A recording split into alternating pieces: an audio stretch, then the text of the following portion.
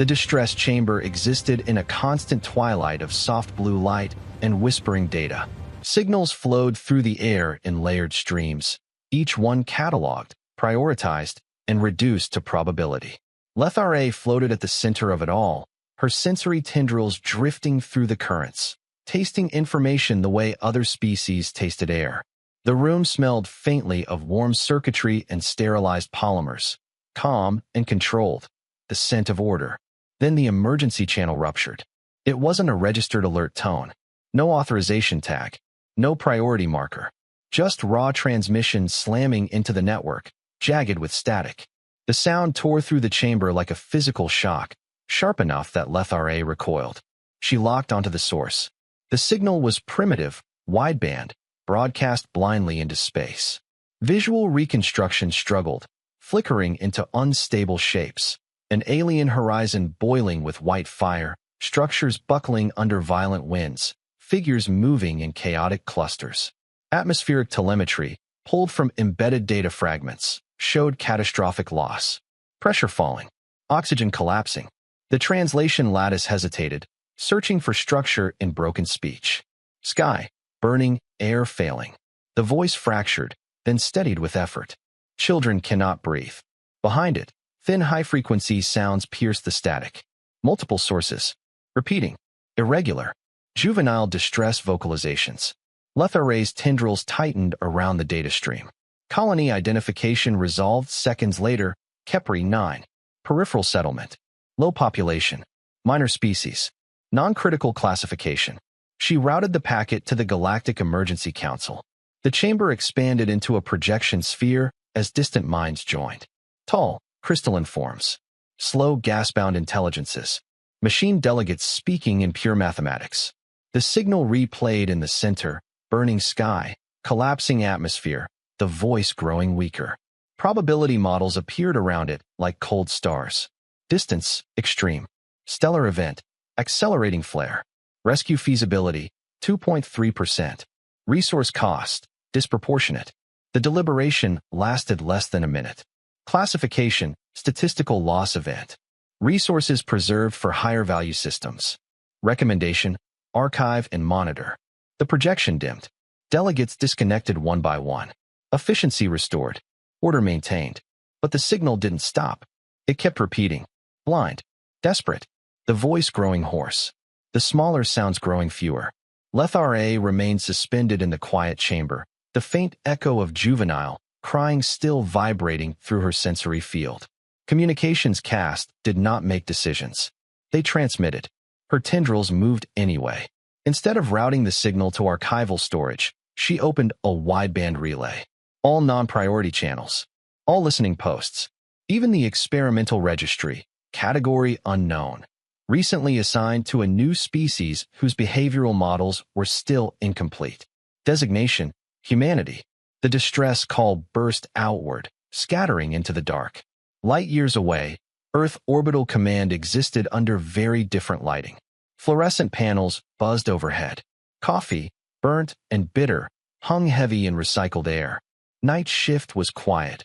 Monitors glowing in rows while a handful of exhausted controllers watched routine traffic crawl across their screens. Operator Daniel Cho was halfway through a yawn when an unauthorized signal punched through the buffer. His console chirped in a tone he'd never heard before. Unidentified broad-spectrum transmission, the system reported. He tapped it open. Static flooded the speakers. Heat distortion. A voice, strained and breaking, forced through machine translation. Children dying. Sky burning. Anyone please. The room went very still. Cho swallowed. Command, you need to hear this. Within minutes, the signal had been routed upward through escalating clearance levels until it reached the quiet, glass-walled office of Admiral Sofia Reyes. She listened without interrupting. No one spoke when it ended. The only sound was the faint hum of orbital systems and the distant crackle of a dying world repeating its plea. Identification? She asked. Fringe colony.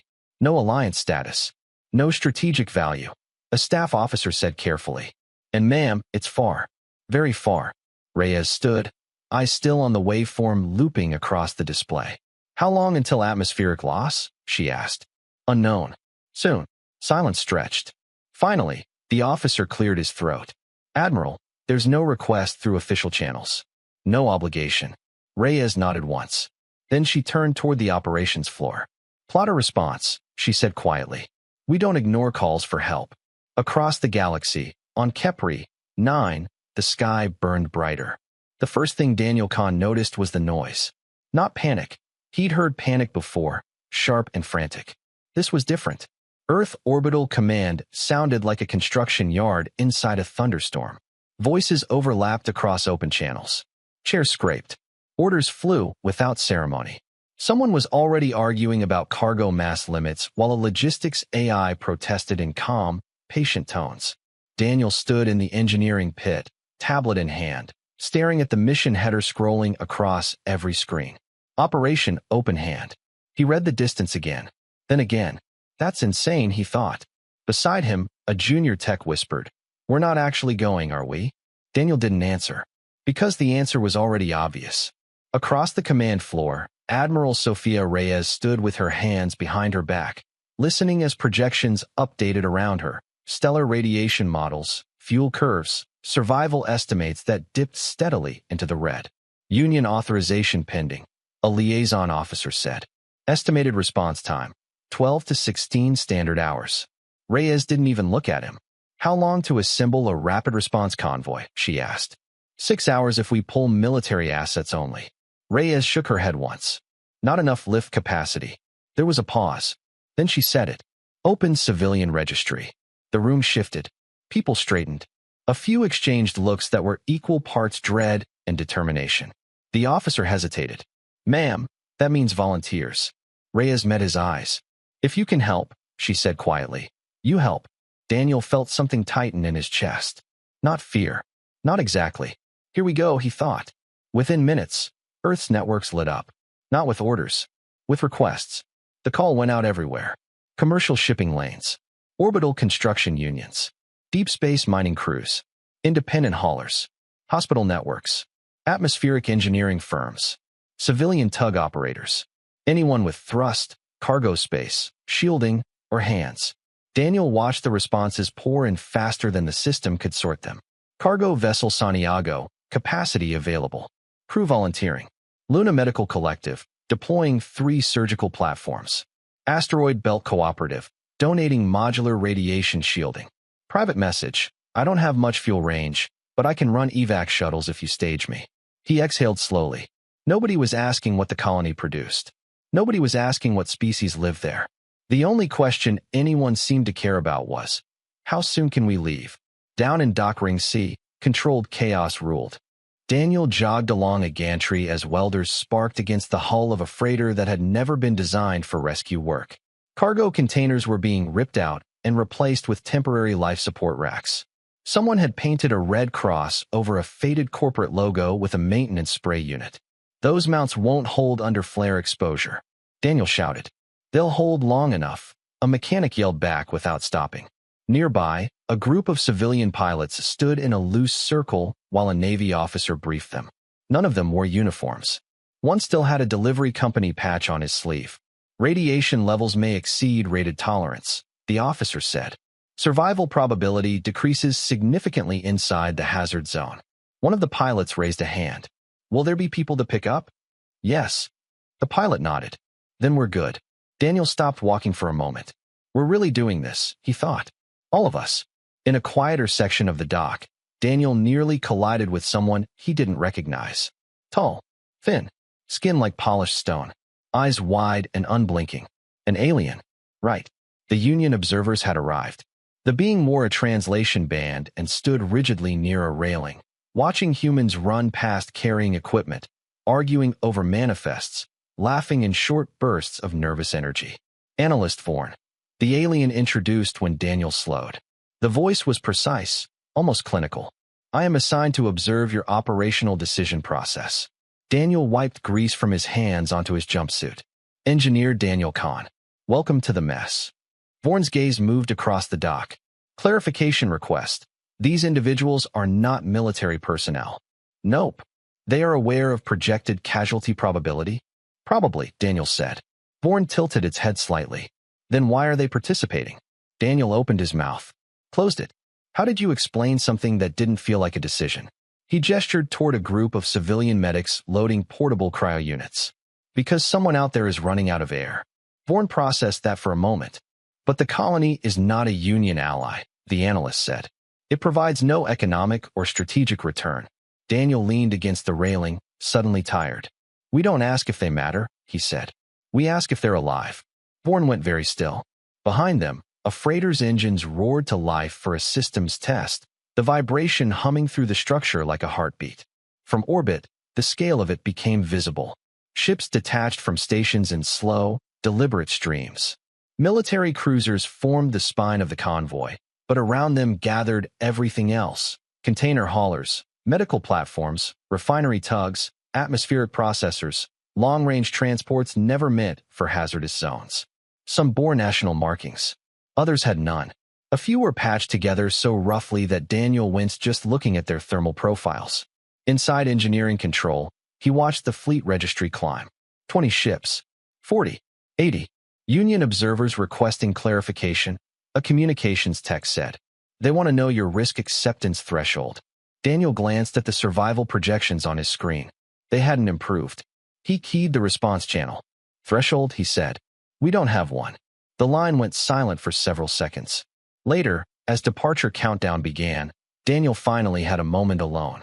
He floated near a viewport, watching Earth turn slowly below. Blue, fragile, familiar. This is stupid, he thought. This is dangerous. People are going to die. His daughter's face flashed through his mind. 6 years old. Missing front tooth. The way she'd cried the first time a stray dog near their apartment got sick. Can we help him? She'd asked. They hadn't been able to. Daniel closed his eyes. If that were her down there, if that were us. He opened them again. Ships were forming up now, running lights blinking as they locked into convoy positions. Fear was still there, but underneath it, something steadier. Not heroism, not glory, just a simple, stubborn certainty. If someone asks for help, you go. Behind him, the launch klaxon sounded.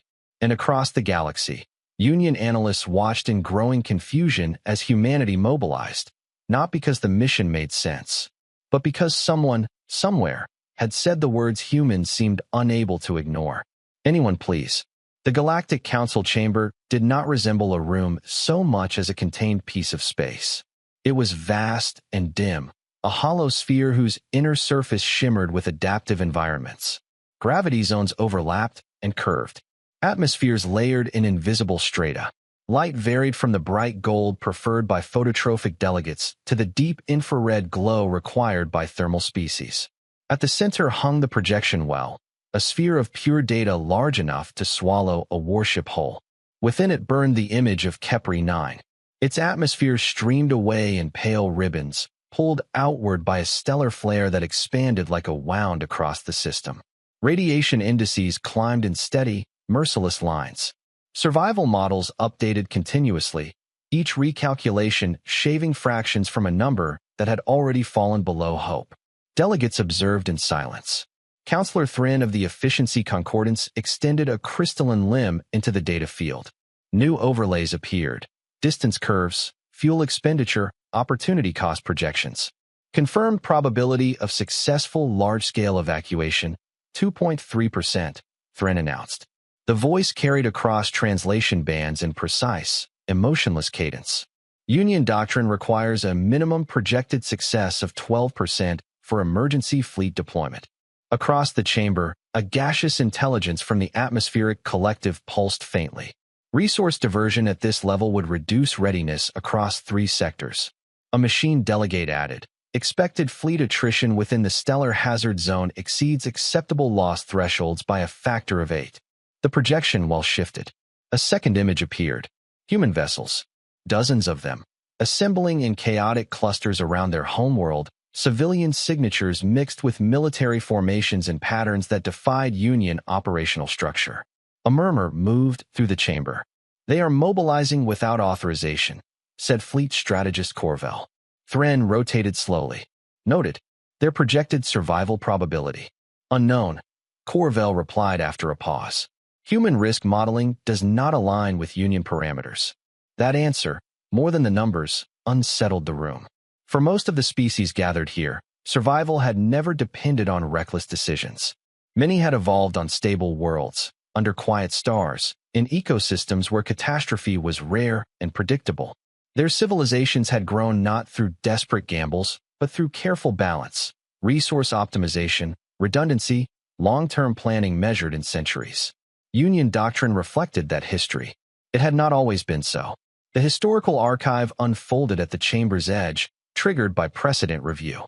Images appeared from an earlier era. A fleet rushing to save a mining world during a gravitational collapse, only to lose both the colony and 3 major defense groups. A biological outbreak response that had diverted medical resources from core systems, leading to secondary collapses across multiple sectors. A rescue armada destroyed by a gamma burst while attempting a low-probability evacuation. Each disaster was followed by the same conclusion: losses multiplied when emotion overrode calculation. From those failures, the 12% doctrine had been written. No large-scale intervention below that threshold. No strategic destabilization for low-probability survival. No sacrifice of many for the unlikely rescue of a few. It was not cruelty. It was mathematics learned through grief. Counselor Veth of the long memory species spoke, voice slow and heavy with centuries of perspective. Before the doctrine, our compassion killed more than it saved. The chamber dimmed in acknowledgement. In the projection well, human ships continued to gather, not in orderly Union formations. In clusters, improvised chains, civilian vessels locking navigation with military escorts, hospital platforms drifting beside cargo haulers, independent transports adjusting course with no apparent command hierarchy. They are increasing total fleet mass through non-military integration, observed a logistics intelligence. Corvell's tone sharpened. Civilian hulls lack radiation hardening. Structural failure rates will be extreme. Thren calculated for a moment. Projected human fleet survival probability within the flare envelope, below 5%. A ripple of analytical signals spread through the chamber. Then the debate began. Counselor Sarrett of the Ethical Balance faction spoke first. The human action increases the survival probability of the Kepri population. Marginally, Thren replied. From 2.3% to approximately 4.9%. Sarrett's mantle shifted color. That is a doubling. Corvell responded immediately. At the cost of likely catastrophic fleet losses. Their intervention risks destabilizing their own regional defense capacity. A representative of the trade coalition added. And if civilian losses occur, economic disruption will follow. Recovery timelines could exceed 50 cycles. From the upper gravity band, a smaller voice entered the discussion. Counselor Lethvar, representing several minor species. The Kepri are a low-output population, Lethvar said carefully. But they are Union members. Thren answered without hesitation. Union stability depends on preserving core capacity. The doctrine exists to prevent cascading losses. Sarrett turned toward the human fleet projection. They do not appear to be applying the doctrine. No, Corvell said. They are not. The chamber fell briefly silent as the implication settled. Council procedure initiated. Voting crystals ignited around each delegate, glowing with 3 possible states: support intervention, oppose intervention, abstain. The motion was simple. Union fleet deployment to Kepri 9. Results began to tally in the air. Oppose votes accumulated rapidly, steady, and predictable. A handful of supports appeared, mostly from minor species delegations. Several abstentions followed from entities whose internal governance required extended analysis. Final count stabilized. Oppose, 71% support, 18% abstain, 11%. Motion denied. Union fleets would not deploy. The decision carried no anger, no celebration. Only consensus. Corvell addressed the chamber. Secondary motion. Advisory to humanity recommending operational withdrawal due to unacceptable loss projections. Thren processed briefly. Probability of compliance. Corvell watched the human fleet image again. Another wave of civilian signatures joining the convoy. Lo, the strategist admitted. The advisory was transmitted anyway. Minutes later, the response arrived. Not a negotiation. Not a request for support. A single line of translated human text. We acknowledge the risk. We are proceeding. Several delegates shifted position in visible discomfort. Emotional override behavior. Thren concluded. Sarat studied the projection of human ships locking into formation, their numbers still increasing. Or, Sarat said quietly, a different optimization model. Corvell shook his armored crest. They are accepting catastrophic loss potential for a population with minimal strategic value. That is not optimization. Thren recorded the final assessment. Human action classified as high-risk emotional irrationality. Projected outcome, severe fleet attrition, limited rescue success, significant internal political destabilization. The chamber began to dim as the session moved toward closure. But the projection well remained active a moment longer. In its center, the human convoy ignited engines. Hundreds of vessels, military gray, civilian white, patched metal, corporate colors, medical red, accelerated together toward a star that was beginning to tear a world apart. From the Council's perspective, the equation was simple. Loss multiplied by loss. Inefficiency compounded by sentiment. A mistake the galaxy had learned not to make. And yet, as the fleet crossed the boundary into the growing radiation storm, several delegates remained watching longer than procedure required. Because for the first time in centuries, someone in the galaxy was deliberately choosing the option the doctrine had declared impossible. To risk everything. For a 2.3% chance. Engines lit across orbit like a second sunrise. From Earth's night side, the convoy looked less like a fleet and more like a migration. Hundreds of vessels peeling away from stations, construction yards, and shipping lanes, their drives flaring in staggered bursts. Military cruisers formed the backbone, heavy radiation-hardened hulls projecting navigation corridors. Around them gathered everything else. Cargo haulers with their containers stripped out and replaced by modular life support racks. Mining ships carrying slabs of raw regolith bolted to their outer frames as improvised radiation mass. Hospital platforms extending skeletal docking arms, their hulls painted hastily with medical symbols large enough to see from orbit. Inside Engineering Command aboard the lead support ship Aegis Line, Daniel Kahn watched the thermal profile stack across his display. Convoy mass exceeding projection, a systems tech said. We've got 3 late civilian entries requesting insertion. Daniel didn't look up. Add them to the outer rotation. They'll take higher exposure, but it spreads the load. Those hulls aren't rated for Class Red. None of this is rated for Class Red, Daniel muttered. The navigation plot shifted. The target star pulsed on the edge of the display, its flare envelope expanding faster than earlier models predicted. A warning band flashed across the tactical overlay. Storm front advancing. ETA intercept, 31 hours. Daniel exhaled slowly. That number had been 42 an hour ago. Across the fleet, comm channels stayed open. Civilian chatter mixed with military brevity, nervous jokes, last-minute system checks, someone playing old Earth music quietly in the background. Fear was there, but no one was turning back. Far beyond the convoy, Union monitoring stations pivoted their long-range arrays to track the human formation. Data flowed into observation centers where analysts watched in growing disbelief. At Station Helios 3, a technician highlighted the radiation forecast. The flare mass ejection has accelerated. Hazard boundary expanding at 12% above projection. Supervisor Rel Vorn adjusted the model. The storm's outer edge now intersected the human trajectory. They will enter lethal exposure earlier than planned, the supervisor said. Across Union networks, alerts propagated. Human fleet entering Class Red zone, voluntary. The classification alone drew attention. Class Red stellar hazards were avoided even by military forces unless core world survival was at stake. In several observation centers, prediction markets opened automatically. Estimated fleet survival percentages scrolled beside live telemetry. 5.1%, 4.8%, 4.3%. At Helios 3, 2 analysts quietly placed small resource wagers. Not out of cruelty, out of habit. Statistics were meant to be measured. Light years closer to the dying world, Kepri 9's sky had lost its color. It glowed now, white and swollen, as if the star itself had descended into the atmosphere.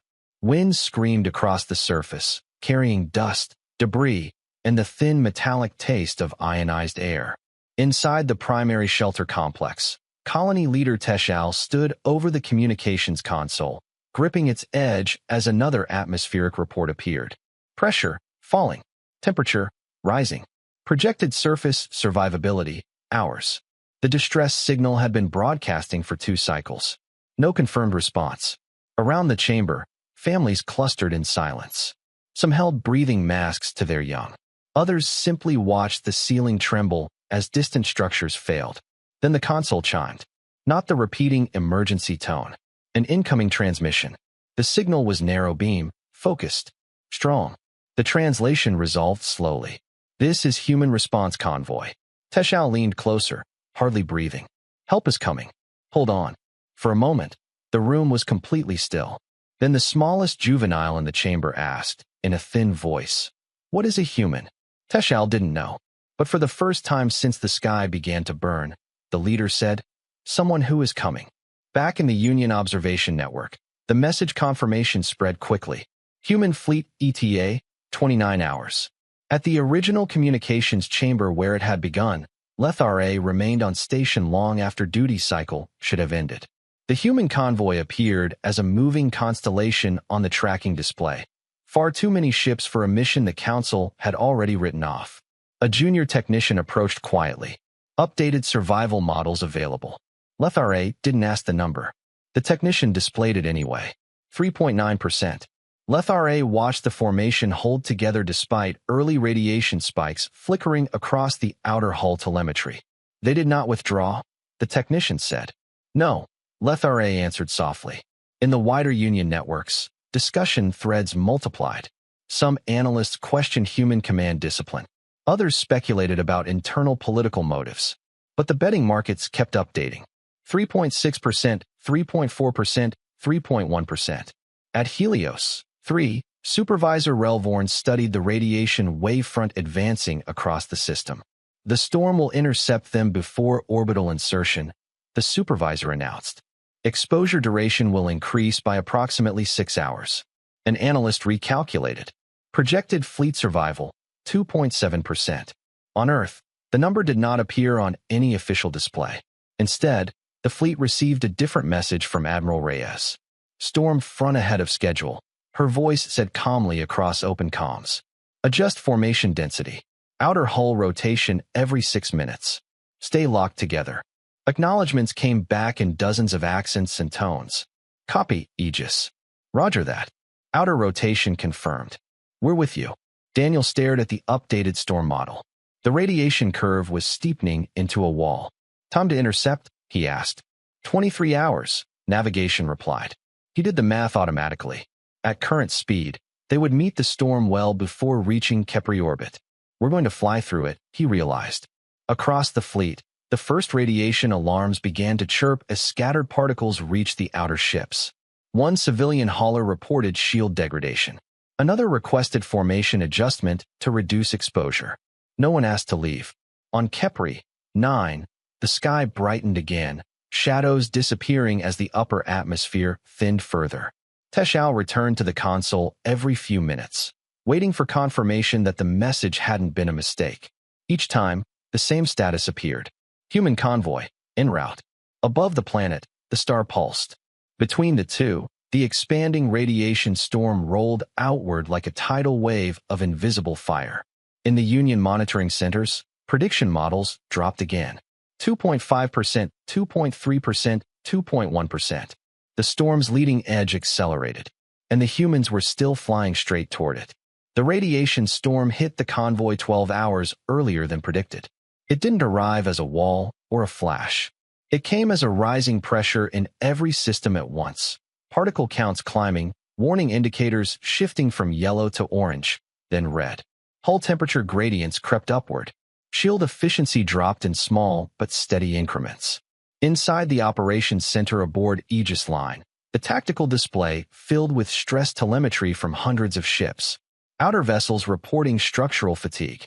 Shield bleed-through increasing. Radiation exposure approaching long-term tolerance on civilian hulls.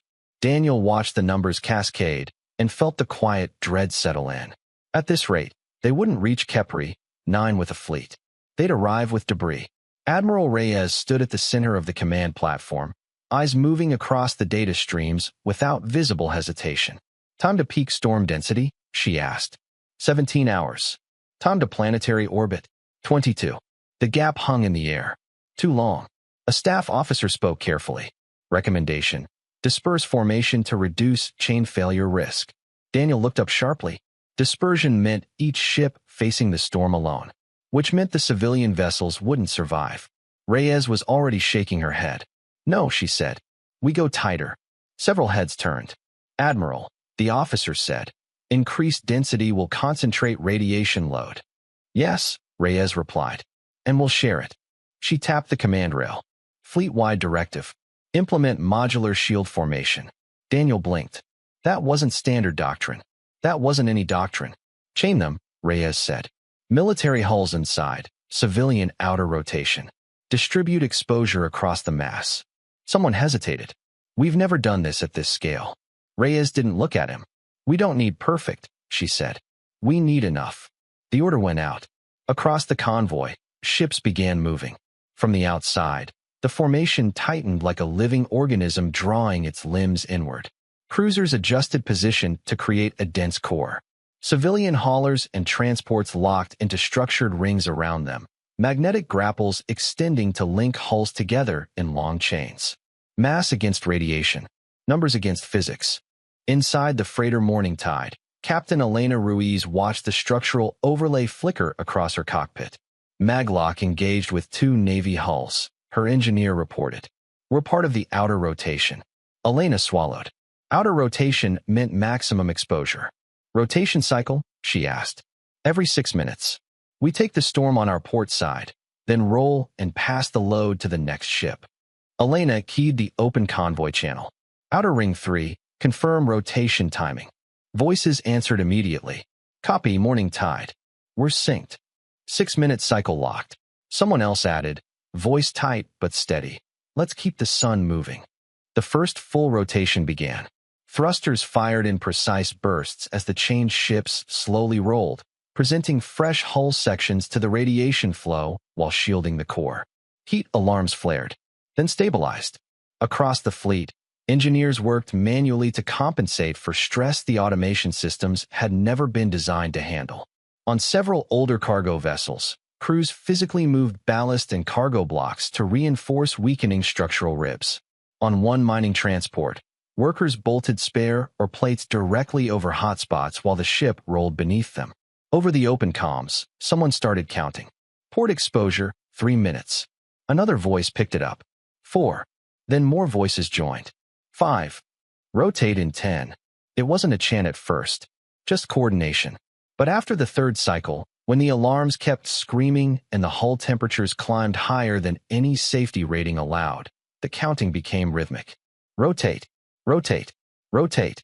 On long-range freighters without full automation, civilian crews stood at manual control stations, turning massive reaction wheels by hand to maintain the timing. Their breathing grew heavy. Someone laughed shakily over the channel. Feels like rowing a damn planet. Then row, another voice answered. Ahead of the convoy, the medical ships moved first. From their hulls launched clouds of triage drones, small, fast, radiation-hardened units carrying diagnostic scanners and emergency injectors. They accelerated toward Kepri 9, mapping landing zones and broadcasting automated instructions to the colony. Behind them, engineering vessels assembled atmospheric processors in transit. Modules designed for planetary industry were stripped from cargo racks, reconfigured, and welded together mid-flight. They wouldn't restore a full atmosphere, but they might slow the loss. Might by hours. Might be enough. On Union monitoring stations, the response was confusion first, then silence. At Helios 3, Supervisor Relvorn replayed the formation change 3 times. They are redistributing exposure across multiple hulls, an analyst said slowly. Civilian vessels are accepting lethal thresholds to protect core capacity, another added. Relvorn watched the rotation timing stabilize across the convoy. That is not standard risk mitigation, the supervisor said. No, the analyst agreed. It is collective risk acceptance. Survival projections updated. Fleet survival probability rose slightly, 2.1% to 2.4%. A marginal change, but it was the first increase since the storm began. In the communications chamber far away, Lethare watched the open human channels. There was no silence. No disciplined emotional suppression. Voices filled the transmission space, counting, checking, encouraging. Outer ring 5 holding. You're running hot. Shift your angle 2 degrees. We've got you covered. Fear was present in their tones. So was something else. Not optimism. Not certainty. Togetherness. Back aboard Aegis Line, Admiral Reyes keyed the fleet-wide channel. The chatter quieted. Her voice carried across hundreds of ships. We are inside the storm now, she said. Hull ratings will be exceeded. Systems will fail. Some of us won't make it. No one spoke. We are not here to survive the storm, Reyes continued. We are here to get through it. She paused. We don't need perfect. Across the convoy, crews waited. We need enough. The channel filled again, not with words this time, but with acknowledgments. One after another. Hundreds of ships, holding formation as the star's fury intensified around them. And for the first time since entering the storm, the convoy stopped shrinking. It was still fragile, still burning, but it was holding. The convoy had been holding for 6 hours when the storm changed its mind. Inside Aegis Line, Daniel noticed it first as a tremor in the numbers. Particle density climbed, then spiked, then climbed again faster than any forecast curve. Radiation surge incoming, navigation called. Magnitude exceeding peak model. The words were still echoing when the surge hit. Every screen flashed white. Alarms overlapped into a single continuous howl. For a moment, the fleet's telemetry turned to static. Then the forward section of the tactical display went dark. Aegis forward command lost, someone shouted. A shockwave of electromagnetic interference rolled through the convoy, scrambling comm channels and frying unshielded systems. On the external feeds, the lead command ship drifted out of formation, its forward arrays blackened and silent. Emergency signals burst across the network. Bridge casualties reported. Command staff unresponsive. Primary coordination offline. Daniel's stomach dropped. Without centralized timing, the shield rotation began to falter. Outer ring vessels rolled seconds out of sync. Exposure gaps opened. Hull temperatures jumped. Re-establish timing locally. Daniel yelled into his console. Neighborlink control. Match the ship next to you. But confusion spread faster than orders. On 3 civilian freighters, captains misunderstood the directive and broke magnetic chain to maneuver independently, believing the formation had failed. The gaps they left forced adjacent ships to absorb full storm exposure. One of them vented atmosphere minutes later. On another channel, a Navy cruiser ordered outer vessels to fall back behind military hulls, a protective instinct that accidentally reversed the load-sharing pattern and concentrated radiation onto a cluster of hospital ships. 2 medical platforms went dark. The third misunderstanding came from caution. A transport captain, seeing command signals drop, powered down external systems to protect electronics, unaware that the rotation timing depended on constant thruster correction. The ship froze in place. The storm did the rest. Inside Aegis Line, emergency leadership protocols activated, junior officers taking positions once held by those now gone. Daniel stared at the expanding list of silent transponders. We tried to share the risk, he thought. Now we're spreading the damage. Across the galaxy, the story looked very different.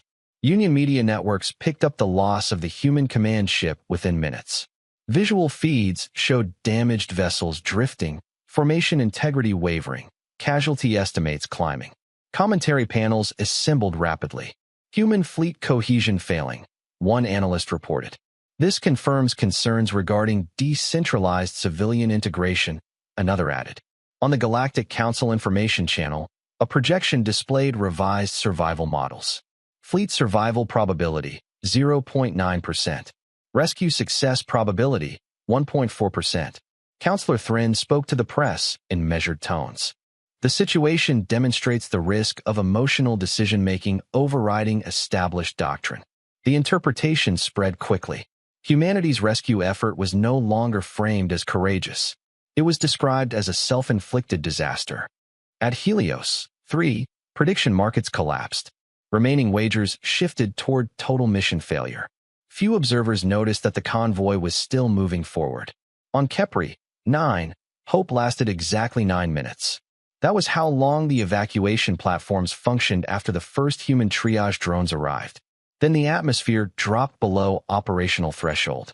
Wind shear tore 2 launch towers apart during ascent.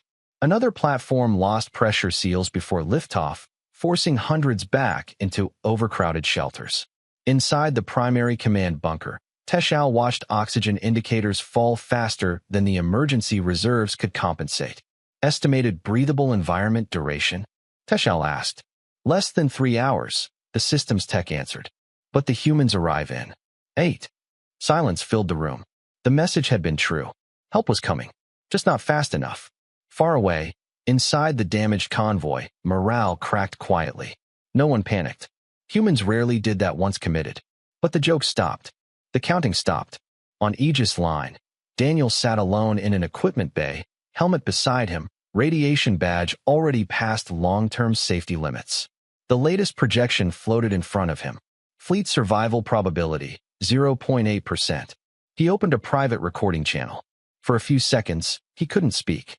Then he tried to smile, the way he did during bedtime calls. Hey Aisha, he said softly. If you're seeing this, it means, well. He swallowed. We're out here because some people needed help. And I know that sounds like something you'd say about a lost puppy, but it matters. His voice shook once, then steadied. Tell your mom I'm sorry I didn't fix the kitchen light. And tell her I wasn't being brave. He looked down at his hands. I was just doing what you would have asked me to do. He paused the recording, then added one more line. Tell my daughter I tried to help someone. He closed the file without sending it. Not yet. In the communications chamber light years away, Lethra watched the numbers fall. Telemetry loss. Casualty indicators. Formation instability. Then the update appeared. Fleet survival probability, 0.7%.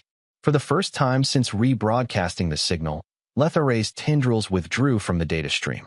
Not in discipline, in grief. Around the Union network, analysts began archiving the event as a case study. A lesson in why the doctrine existed. A warning about the cost of compassion without calculation. And between a dying world and a failing fleet, the storm kept growing stronger. The storm reached its peak as the convoy entered Kepri's orbital plane. It wasn't a gradual increase anymore. Radiation density spiked into a solid wall of charged particles, thick enough to distort sensors and paint the void with ghost light. Hull temperatures climbed past emergency thresholds. 2 more civilian ships dropped from formation within minutes, their transponders fading into silence. Inside the shattered command network, coordination had degraded into local clusters and shared instinct. The fleet was still moving, but slower now, fighting drag from radiation pressure and failing systems. Navigation projected the truth without emotion. Time to orbital stability, 94 minutes. Estimated colony atmospheric failure, 61 minutes. They were too late. Daniel stared at the numbers, the realization settling like cold iron in his chest. We can't speed up, he said quietly. Even if we burn the drives, the storm shear will tear the formation apart. Around him, no one argued. On Kepri, 9, launch platforms were already failing. Without a protected orbital window, even the ships that arrived would be forced to abort extraction. They hadn't risked everything to arrive just in time to watch the colony die. Then a new signal cut across the local command net. Unregistered. Civilian frequency. This is shuttle pilot Ria Tan, Outer Ring 9. I think I have a solution. There was a pause, the kind that came when people expected a mistake. Say again, a junior officer replied. Tan's voice came back, fast but steady. We're treating the storm like something we have to pass through. What if we don't? Daniel leaned forward. Radiation flux direction is consistent from the stellar vector. Tan continued. If we anchor damaged hulls perpendicular to the flow, we create a mass shadow. Stack enough of them, you get a corridor. Silence. Then Daniel understood. You're talking about using ships as shielding, he said. Yes, sir. Stationary barrier. The rest of the fleet runs the shadow to orbit. Someone else cut in. Those ships won't survive sustained exposure. Tan didn't hesitate. I know. The idea reached Admiral Reyes within seconds. Probability of barrier integrity? She asked. Daniel ran the numbers as fast as he could. If enough mass is aligned, we reduce radiation inside the corridor by 60 to 70%. Enough for insertion and evacuation. And the barrier ships? He didn't answer immediately. Total loss, he said finally. Reyes nodded once. Transmit fleet-wide, she said. The channel opened across hundreds of vessels. "We are establishing a radiation corridor," Reyes' voice announced. "Damaged ships and high-mass hulls will anchor along Vector Starline. Exposure will exceed survivable limits." She paused only briefly. "Barrier crews may evacuate to inner vessels before deployment." Daniel Ma waited. No one moved. One by one, responses began to appear. Outer Ring, 3 volunteering. Medical platform Hale accepting anchor assignment. Cargo vessel Santiago holding position. "We're already half-burned anyway. Put us where we help." Within minutes, the volunteer list exceeded the required mass. Reyes gave the order. The fleet broke formation. Instead of fleeing the storm, dozens of ships turned toward it, engines firing in short bursts as they maneuvered into a wide, curved line facing the stellar vector. Magnetic grapples locked them together. Thrusters fired continuously to hold position against radiation pressure. From a distance, it looked like a wall made of metal and light. Inside each of those ships, alarms screamed continuously. Hull plating blistered. External sensors failed. Radiation counters climbed into lethal ranges within minutes.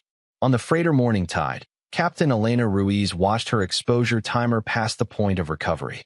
"Inner corridor established," navigation reported. "Good," she said quietly. "Open the channel." Her voice went out across the fleet. "Shadows holding. Get them out." Behind the barrier, the rest of the convoy accelerated. Protected by the mass shadow, radiation levels dropped just enough. Military cruisers and transport ships burned hard toward Kepri orbit, engines glowing white as they ignored safety limits. Evacuation shuttles launched before full insertion, diving into the thinning atmosphere to reach the surface. On Kepri 9, Teshal saw the sky change. For hours, the light had been a constant white glare. Then, slowly, a darker band appeared overhead, like a shadow moving across the sun.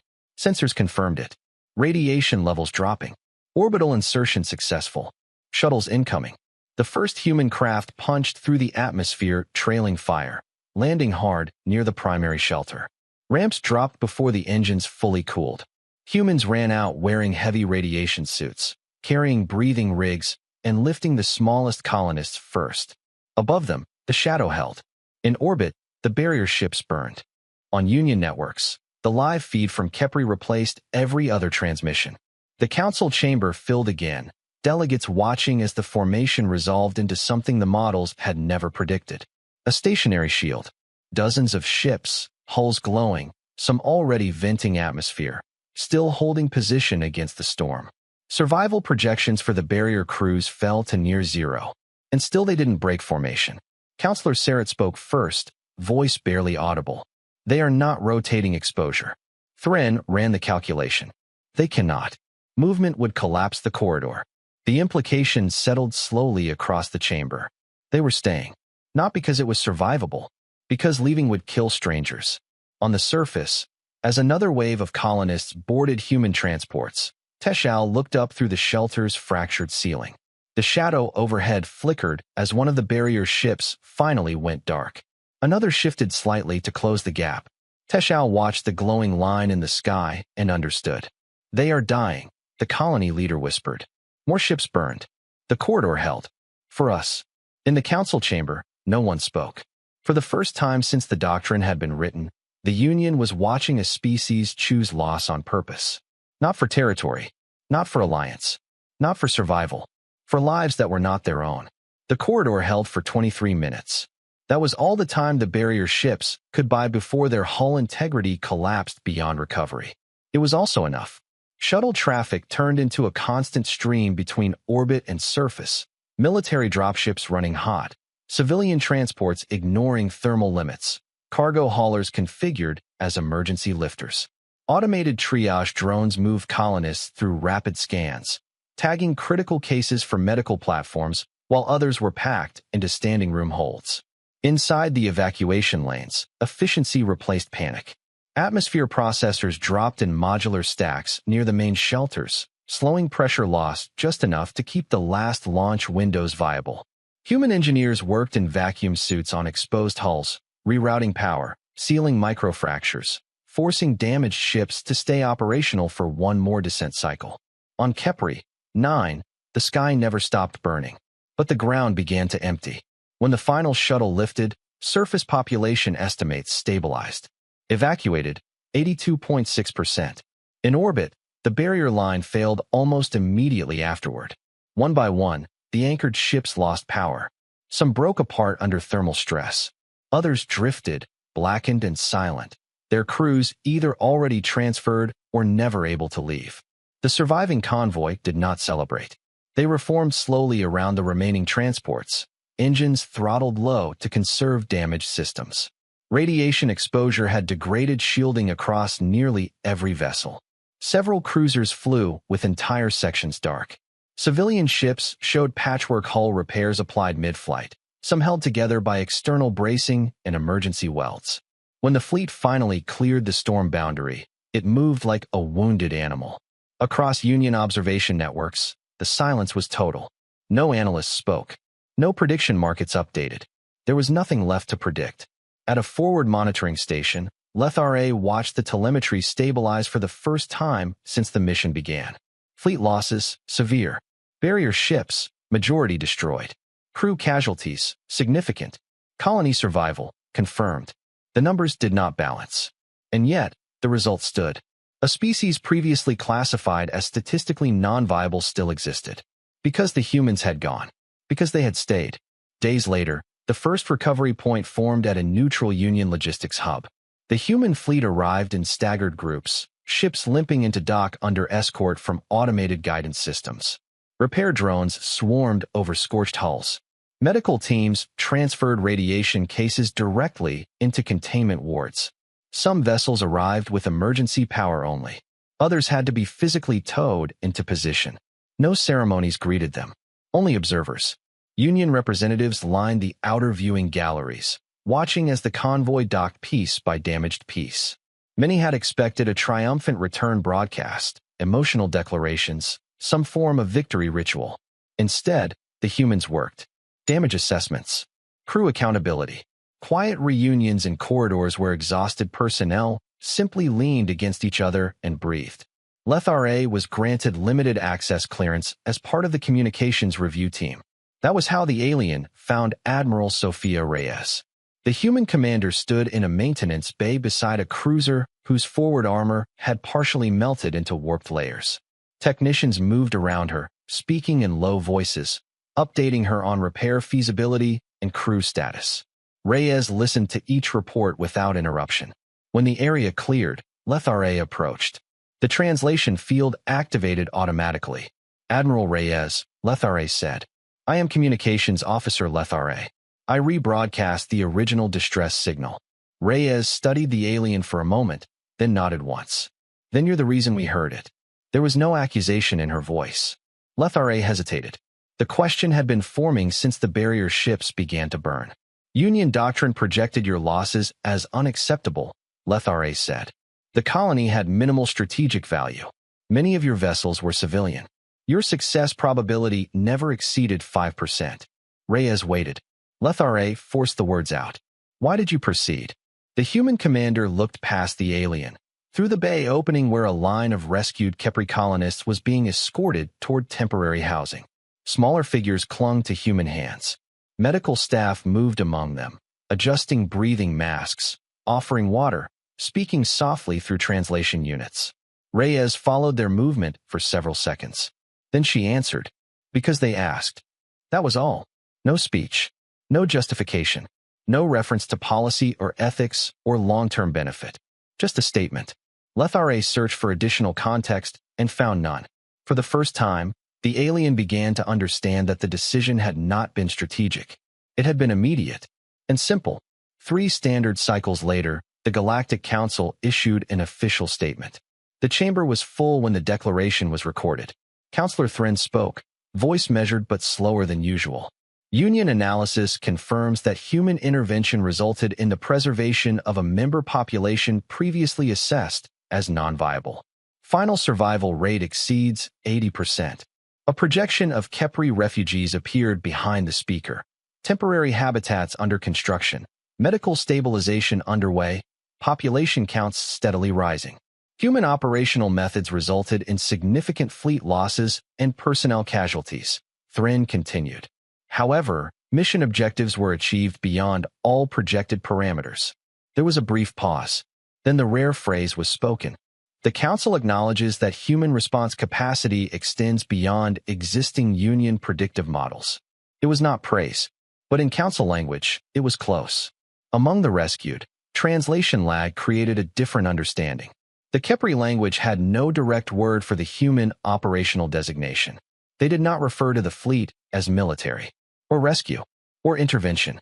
The word that spread through the temporary shelters translated most closely to a role. Those who come when called. Those who answer. By the time Union linguists documented it, the term had already stabilized. When human medical staff entered the refugee areas, small Khepri juveniles would reach toward them and speak the new word, answerer. And for the first time since the mission began, some of the human crews allowed themselves to believe the cost had meant something. The first change came quietly, written in the language the Union trusted most. Procedure. In the Galactic Council chamber, the projection well displayed a revised doctrine file, while delegates reviewed the amendment line by line. The 12% threshold remained. Core resource protections remained. Strategic preservation protocols remained untouched. But beneath them, a new classification appeared. HRA, Human Response Activation. Eligible when projected survival probability falls below Union operational threshold. Deployment conditions, voluntary, mixed capacity response authorized.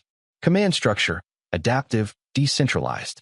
Risk acceptance, participant declared. Counselor Thrin read the final clause twice before approving it. Union fleets are not required to deploy. The crystalline delegate clarified for the record. No, replied Counselor Serret.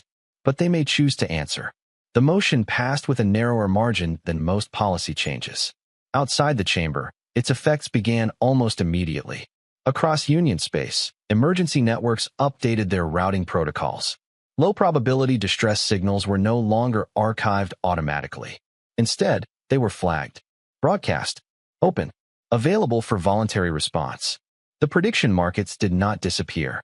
Analysts still calculated survival curves. Efficiency models still ran. But next to the numbers, a new field appeared. HRA interest, pending. At Helios 3, Supervisor Relvorn watched the update propagate through the system and felt, for the first time, that the models were missing something important. Because now, probability was no longer the only variable. The second change didn't come from policy. It came from people. At a small orbital yard near the Trade Coalition border, a retired human cargo captain stood beside a refitted freighter painted with no corporate markings. Its cargo bays held modular life support racks and emergency shelter frames instead of containers. Docked beside it was a vessel from the Atmospheric Collective, its gas handling systems modified to process contaminated air in open environments. Two crews stood together on the docking spine, comparing translation overlays and hand signals, learning how to work around each other's differences. Neither group had been ordered to be there. The registry listed them under a new designation. Volunteer Response Group, Mixed Species. Similar formations began appearing across Union space. A medical platform crewed jointly by human surgeons and aquatic specialists from a Waterworld alliance. A mining consortium that trained its heavy-lift pilots for emergency debris clearance. A long-range communications network staffed by the communications cast, rebroadcasting low-priority distress signals farther than standard Union protocols allowed. Cultural exchange followed necessity. Some species found human improvisation reckless. Humans found Union redundancy slow. Training exercises were tense at first. Arguments happened. Mistakes happened. But slowly, a shared practice emerged. Not Union doctrine, not human instinct. Something between. On Khepri's refugee world, the change felt smaller and more immediate.